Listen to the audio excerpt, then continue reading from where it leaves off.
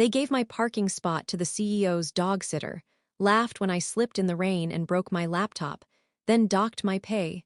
So I made a folder called When They Get Sued and sent it to their insurance, who immediately called their legal department. I remember the sound more than the pain, that awful crack when my laptop hit the wet concrete, followed by the CEO's assistant laughing through her umbrella. "Careful, honey," she said, stepping over the puddle like she was walking the red carpet. I just stood there in my soaked blouse, clutching the broken laptop, watching the valet pull her Tesla into the parking spot that used to be mine. That spot wasn't fancy. It was just close to the building, under an awning that kept the rain off. But after 3 years of loyal work and perfect attendance, I guess that didn't matter when the CEO's dog sitter needed priority access. HR said it was a temporary reallocation. That was the same week they cut our coffee budget and announced a culture alignment initiative. When I slipped that morning, carrying a company-issued laptop, mind you, I expected concern, or at least a "you okay?" Instead, I got laughter and a write-up for negligence leading to equipment damage. HR told me to take accountability and said it wasn't a safety issue because I should have been more aware of the wet surface. They docked my pay for half the cost of the laptop. That's when something inside me went cold. Not angry, not yet, just steady. I went back to my desk, opened a new private folder on my cloud drive, and named it When They Get Sued. I started with pictures of the puddle near the employee entrance, the one maintenance never fixed, despite 3 safety reports. Then I added screenshots. HR ignoring complaints about the CEO's favoritism. Emails where upper management joked about trimming the fat before layoffs.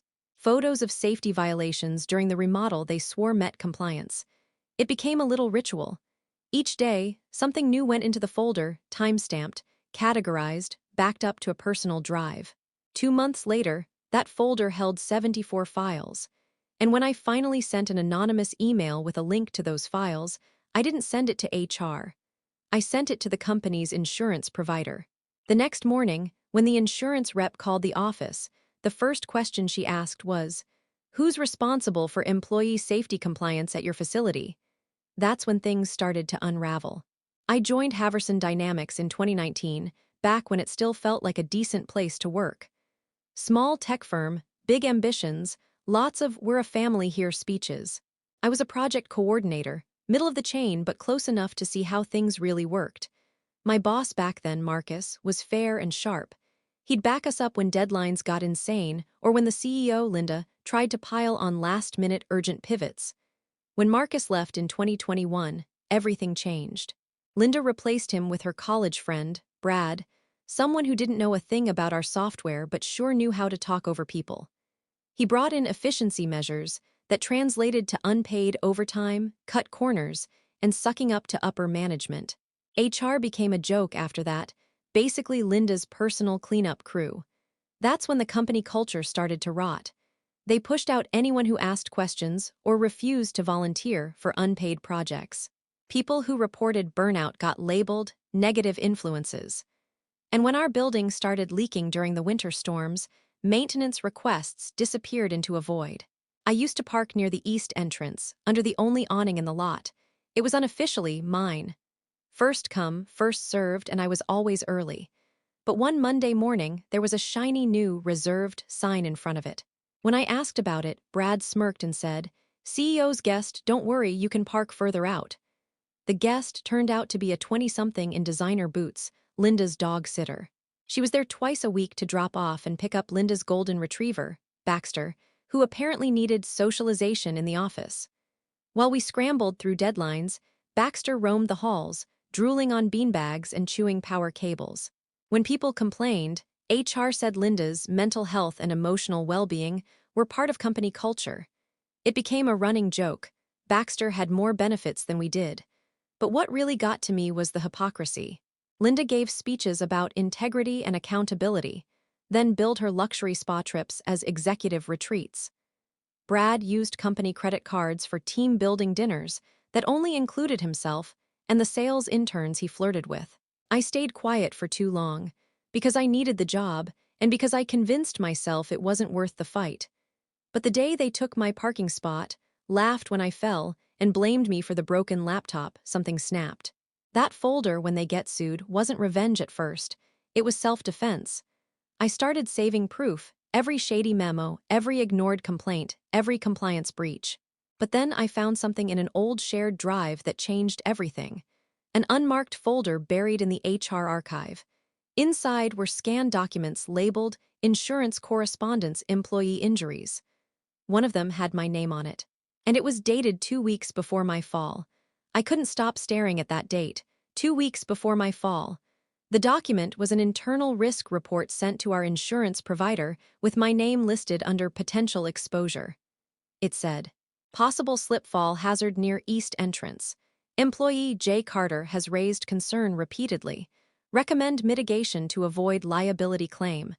They knew before it happened. And instead of fixing the problem, they assigned the spot to the damn dog sitter. My stomach dropped as I kept reading. There were other names, people who'd gotten hurt, filed complaints, or quietly disappeared afterward. One guy, a warehouse tech named Alonzo, had filed a safety report about faulty wiring. A week later, he was let go for performance issues. Another employee had broken her wrist tripping over loose cabling in the break room. HR logged it as non-work-related injury. It wasn't neglect. It was pattern. That night, I sat in my car in the empty lot, rain smearing the windshield, scrolling through emails like a detective piecing together a crime. Everything started looking different. Brad's fake charm, Linda's polished smiles, HR's "it's not a safety issue" line. It wasn't carelessness, it was strategy. The next morning, I tested something. I forwarded a harmless old email about office safety to HR and CC'd Brad and Linda. Then I asked, any update on maintenance logs for the east entrance? 10 minutes later, Brad showed up at my desk. He leaned against the cubicle wall and smiled that oily smile. Hey, maybe don't stir up old stuff, okay? We're moving forward as a team. Translation: we saw you looking. I played dumb, acted confused, nodded along. But I knew then that they'd noticed I'd found something I shouldn't have. 2 days later, my access to the HR archive folder disappeared. A permissions update, they said. That's when I started copying everything. Emails, internal memos, Slack messages. I even started recording conversations on my phone. I uploaded it all to my private folder at home. Things got tense after that. Linda stopped acknowledging me in meetings. HR started calling me in for check-ins. My workload doubled, and I was conveniently left off project update emails. I'd become invisible, but not in a safe way, the kind of invisible where people are waiting for you to slip up. Then one morning, I found a post-it on my monitor. Be careful, they're watching you. No name, just neat handwriting. That same afternoon, while grabbing lunch, I overheard 2 IT guys whispering in the break room about the laptop incident and risk management prepping statements. When I asked what they meant, they froze. One of them muttered, "Forget it," and walked away. That night when I got home, I opened the "When They Get Sued" folder and added one more file, a voice memo of my own. They knew about the hazard. They ignored it. And now they're trying to cover it up. If anything happens to me, this folder tells the whole story. I didn't know it yet, but the next thing I'd find would change everything. And it wouldn't just be about safety violations anymore. It would be about money. It started with a typo. I was organizing my files one night when I noticed a mislabeled document buried in a folder called Audit Backups Q3. It was named Insurance Payout Log XLSX. I almost skipped it, thinking it was some dummy file, but curiosity got me. I opened it, and there it was, a spreadsheet of insurance reimbursements tied to employee incidents. Except half the names didn't belong to people who'd ever filed claims. Some didn't even work there anymore. A few of them, like Alonzo, had been fired right after their so-called payouts. It took me a few minutes to understand what I was looking at. The company had been faking workplace injury claims, filing them under employees' names, and cashing in on the insurance money. The same insurance provider that would later call me after my anonymous email. I felt my chest go cold. Every accident that got brushed off, every non-safety issue, they weren't ignoring the reports. They were using them. They'd report fake injuries before anyone actually got hurt, get the payout, then quietly make the employee disappear before questions could start. And my slip wasn't just bad luck. I was the one hazard they hadn't managed to bury yet. I scrolled further down the spreadsheet and saw payment notes with initials next to each transaction. LB and BW. Linda, Brad. They were skimming insurance payouts, pocketing bonuses, and using HR to silence anyone who got too close. That non-safety issue report HR gave me after my fall. It wasn't to protect the company, it was to erase any proof that could mess with their scam. I didn't sleep that night. I printed everything, labeled every page, and stored copies in 3 different places, one at home, one at a friend's house, and one in a private cloud under a fake name. The next morning, I pretended everything was normal, smiled in meetings, chatted about deadlines. Meanwhile, I was connecting dots and building a timeline. Then, a week later, something strange happened. Linda called an all-hands meeting about organizational restructuring. Brad stood behind her, arms crossed, looking smug. They announced staff performance reviews to ensure alignment with company values.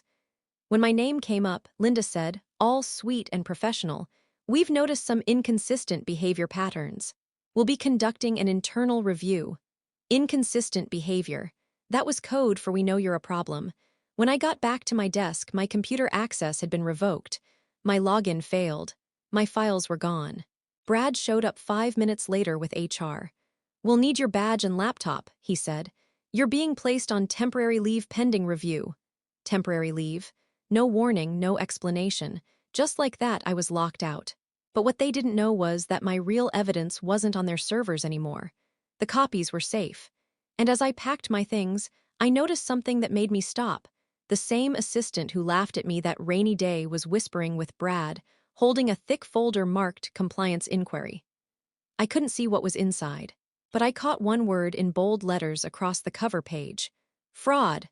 When they put me on temporary leave, something in me did the math fast and ugly.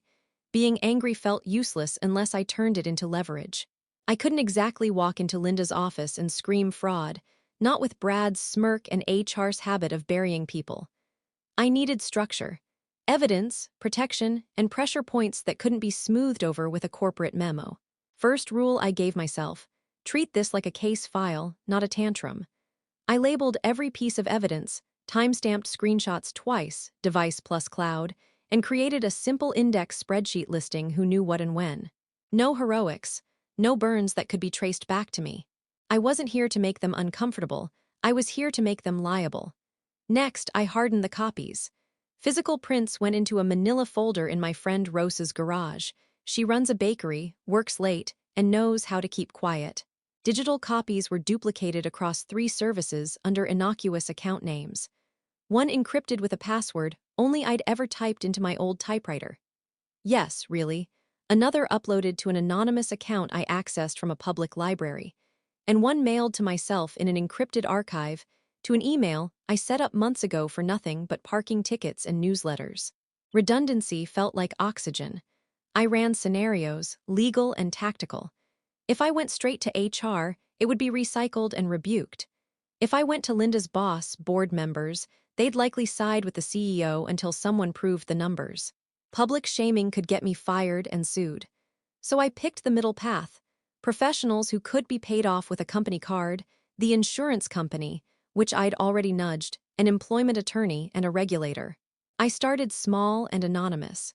Using an old burner I'd only ever used to buy concert tickets, I sent a crisp, professional email to the insurance provider with a link to the folder, a clean summary, and an invitation.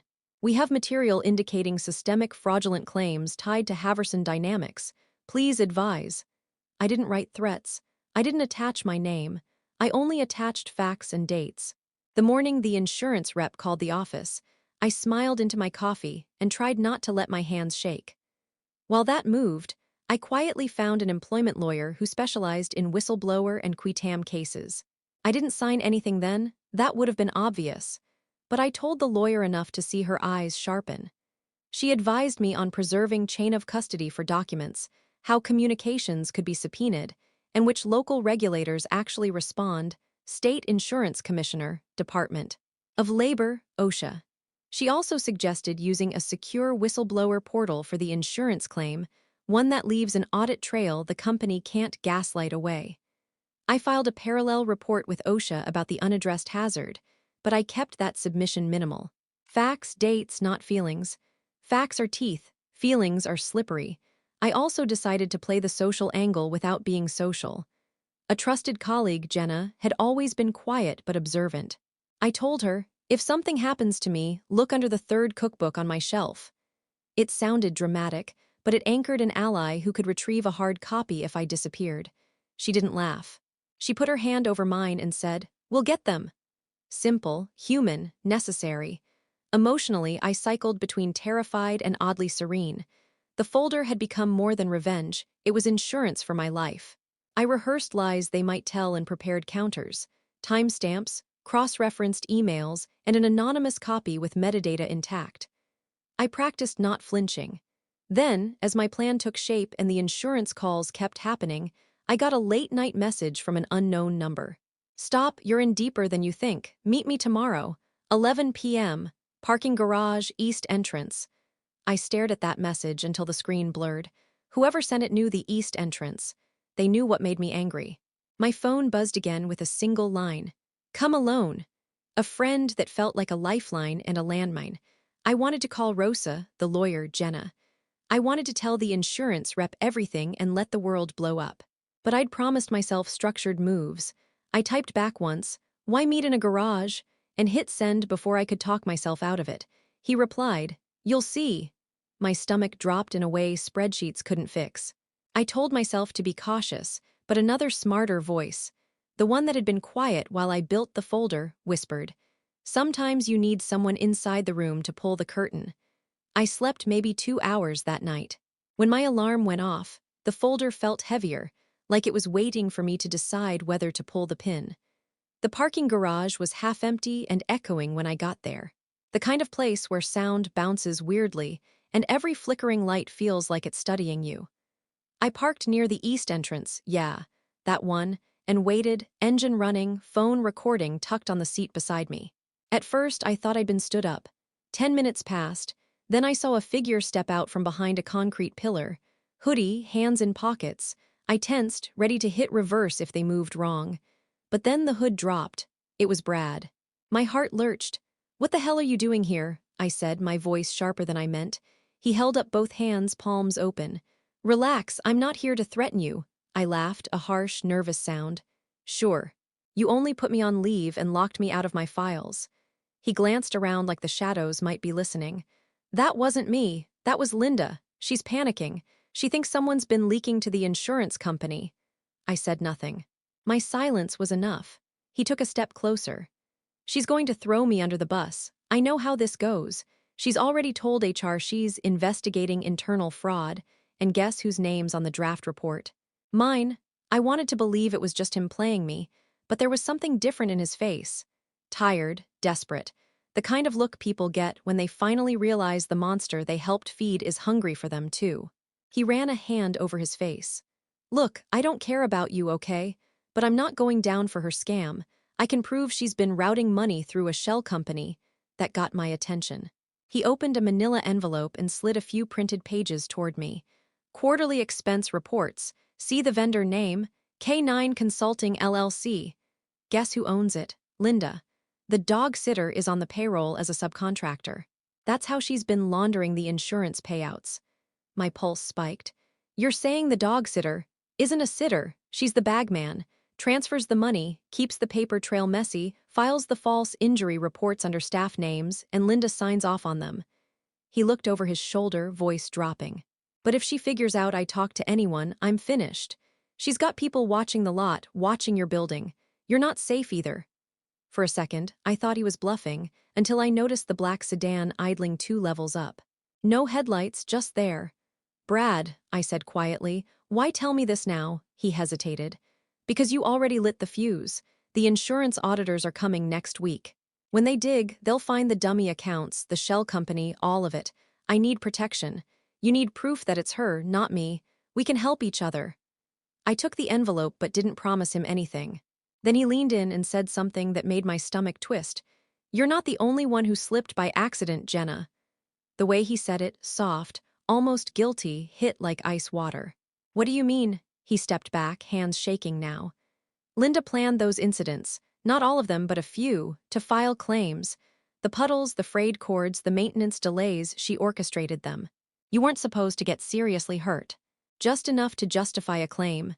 The world tilted. He kept talking, but I barely heard.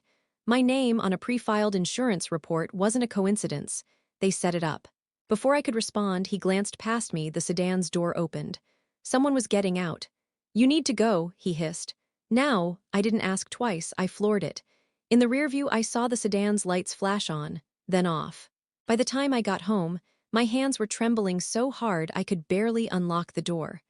I opened the envelope on the kitchen table and spread out the papers. There it was in black and white. K9 Consulting LLC, registered under an address that matched Linda's home office. That night, I made a new folder. This one I called The Dog's Cut. And it was time to use it. By the next morning, the office felt poisoned even from a distance. My temporary leave email had been circulated with some careful language, pending internal review of procedural conduct. In other words, I was being set up to take the fall. But the more I went through Brad's documents, the clearer the real picture became. This wasn't just fraud for greed. Linda wasn't desperate for cash, she was rich already. This was control. Cold, planned, manipulative control.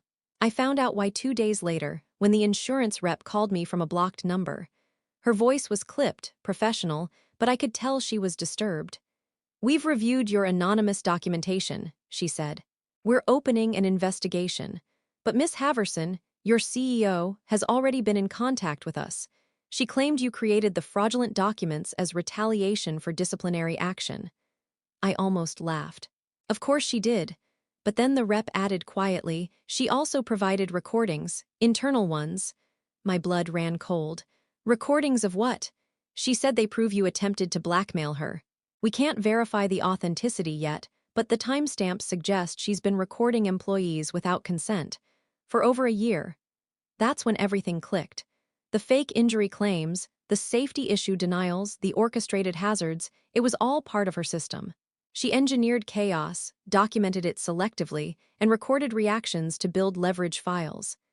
Anytime someone complained, she'd have something to hold over them, a quote, a clip, an email taken out of context. She wasn't just stealing money. She was manufacturing vulnerability. Brad's insurance scam was just one branch of her bigger operation, a corporate blackmail loop.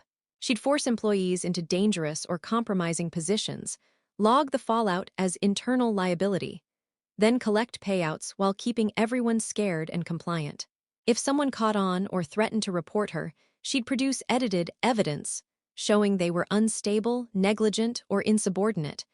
No one wanted to risk their career or their reputation. That's why nobody fought back. The dog sitter wasn't a random accomplice either, she was the pivot. Her job wasn't just to move money.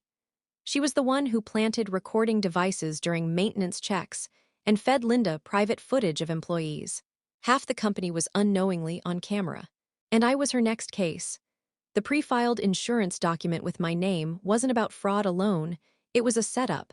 Linda had planned my accident to use as both a false claim and proof of my incompetence. My fall had been stage-managed from the start. I felt sick. I wasn't just a pawn, I was a prop in her scheme. I replayed everything, the puddle that never got fixed, the mocking laughter, HR's not a safety issue. It wasn't incompetence, it was choreography. That night, I dug through the folder again and spotted something new. An overlooked email chain from Brad to Linda, dated months before my fall. "The east entrance hazard is still open. Do you want it documented or not?" Linda replied. "Leave it. We can tie it to JC later if necessary." Tie it to me, if necessary. I just sat there, staring at that line until the clock hit 3 a.m. This wasn't about insurance anymore. This was psychological warfare dressed up as corporate policy. She didn't just ruin people to make money. She ruined them to stay in control, to own their fear, their silence, their compliance. And if she wanted control that badly, then my revenge would have to do the one thing she couldn't handle. I'd make her lose it, publicly, irrevocably. I spent that weekend turning my evidence into a weapon. Not a rant, not a mess of screenshots. A clean, chronological case file. I laid everything out like a prosecutor. The pre-filed injury report with my name. The fraudulent payout logs. The shell company papers tying K9 Consulting LLC to Linda's home address. The internal email where she literally said, "Tie it to JC later if necessary." Every piece was verified, timestamped, and cross-referenced.